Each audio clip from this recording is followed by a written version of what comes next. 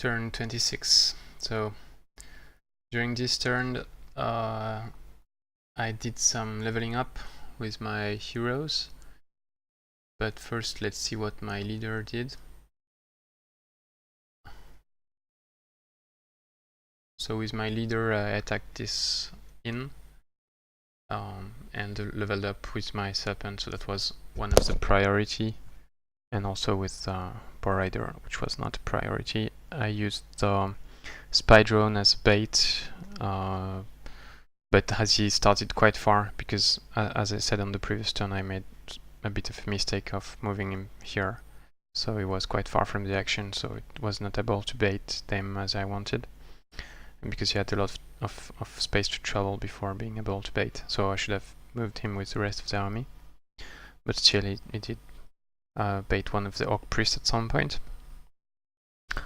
And it went okay. I had to kill the serpents because he got badly hit at one point. So then on the inn I could recruit a flyer, Draconian flyer, which is a T3, pretty good. But on the ground it's not as good because it doesn't have night vision, so its cutting roll is more limited. And I don't have that much gold actually.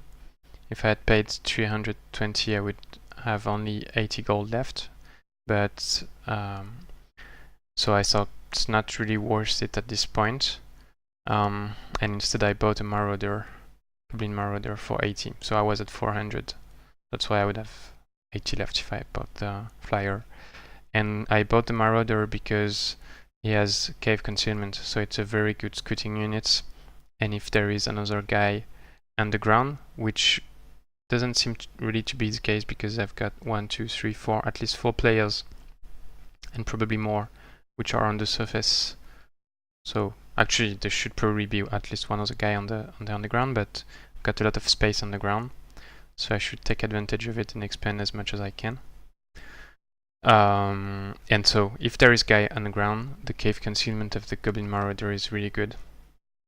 You can also watch my video against round 3 of the PBM duel tournament 2017, where I used Goblin Marauders to good effect. So I sent him here to check how it's going, and it's quite good actually, because this city I'm going to build here is going to be pretty safe, because here it's lava, so if they have some flying or floating units they can come, but otherwise difficult. And here you've got a big wall, and I can see them coming, and here it's blocked. So I don't know how it's more east of this. I will see later, but it's a good spot. So I'm going to clear this lost library, and it's a bit dangerous because again you've got the anti-magic field, and then we've got 2 evangelists, and I cannot have break control with my leader. And actually I should check. I really thought Dreadnought had break control, so I'm a bit confused about this. But the good point is that this evangelist, unlike the ones at the previous lost library, where I lost my no break control, okay, where I lost my rogue, it was a Draconian evangelist, and so he had ranged attacks, whereas these guys, they don't. Which means it will be much easier. I will fight only 3 ranged attacks, and I will have to pay attention not to get into their converting range. And so I'm going to try to split them, and I will attack with 6 units with the Serpent and the Marauder. And if it goes bad, probably I will retreat. My leader is quite strong at the moment, with 65 HP thanks to the new shield I received that I got from the group on the south. This new shield, plus 15 HP and plus 2 defense and 40% blight protection. So I've got 100% blight protection, which is good against the reanimator. 100% shock protection, useless for this battle. 40% fire protection, which I'm going to upgrade to, with Forge Aprons. So that's what I failed to do on the previous battle, which was a very stupid mistake. So now I'm at 80%, and the rest of my army, they are 40%, which will be useful against the Forge Priest, which is on the Lost Library, as well as the White Witch, Frostling White Witch. Then I'm taking Throw Net, which I lacked during the fight against the inn, and so it was another mistake not to take it earlier. It's good for crowd control. And then I'm taking Vision Range upgrade, and I will meet my opponents. So True Sight doesn't reveal anything new, I think. And there is this 6 units. There is this bandit brigand hideout here, which I may try to do with my leader and spy drone by floating, but 6 units is a bit dangerous, so we'll see. And I think that will be it for now. So True Sight is in the list for next upgrades. Physical protection too, but I'm already at 19 defense, so it's quite good. And for this fight it's not really useful. And emergency repair would be nice for the spy drone, but right now I don't need it, because he took only 2 damage. Then on my second group, so what I did was first Watchtower fight against the Tigrans, and I tried to give as much experience to my heroes as possible, but the Tigrans are quite fast, and the entangles failed twice. The entangles from my AD with 60% or 65% chance, but it failed. So yeah, I was not able to maximize experience. And then I did the fight at the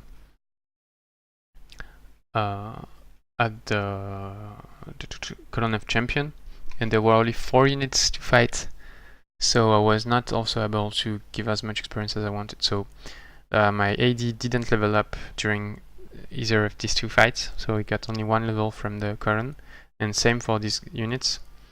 But I did manage to level up my Theocrat, and to do that actually I had to spend a lot of mana.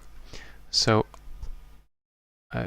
I took the mana from a mana stash with my Goblin Marauder, and that's why I've got that much mana. But before that I was quite low on mana, because I used 20 mana from the AD to be able to split them and take my time to get experience. So I cast Golem Throw Spirits and sacrifice the spirits, and then with this guy I lacked exactly 5 experience to level up, so I cast once Slayer's Dart, 2 XP, and then twice Divine Protection, 2 XP each, so it was 6 experience points in total, and then I was able to level up.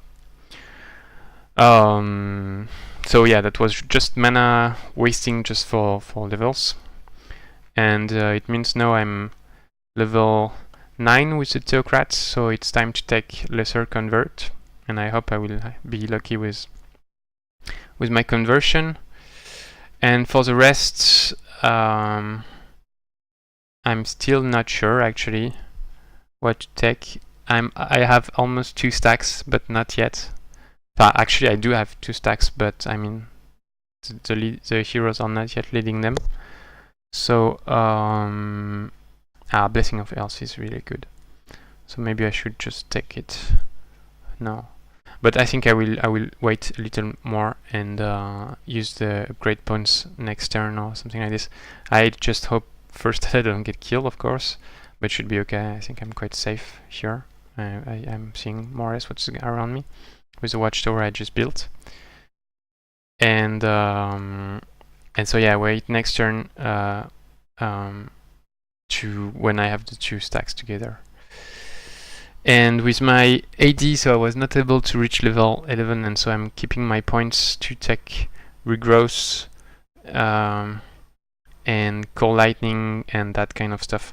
And actually I should take Sustainable Warfare because I'm low on gold. So should I take it now or next turn? Or I mean, Is it better to have regrowth or cheap upkeep? I can save 8 gold this turn and more in the future.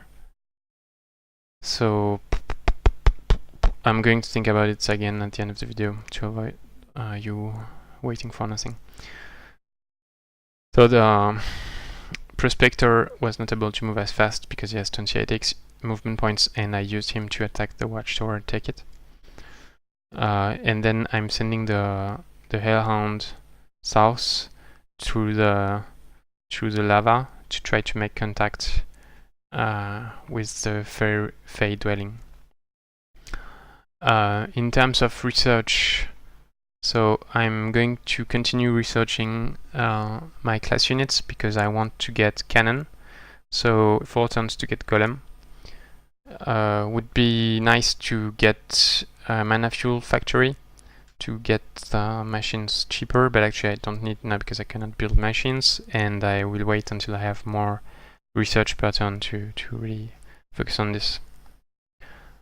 And yeah, that's it basically for this turn. A few more things to say. So one is what kind of spell I can cast. So I could cast Mana Fuel Cell on my Outpost, where I'm producing a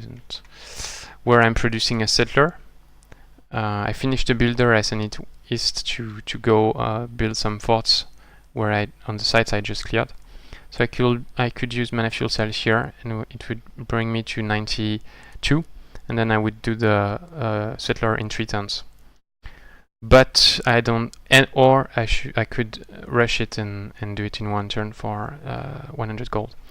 But I don't have that much gold, so not good idea I think to rush. Plus, because I'm happiness malus, even though it would not change my range, I would still be happy.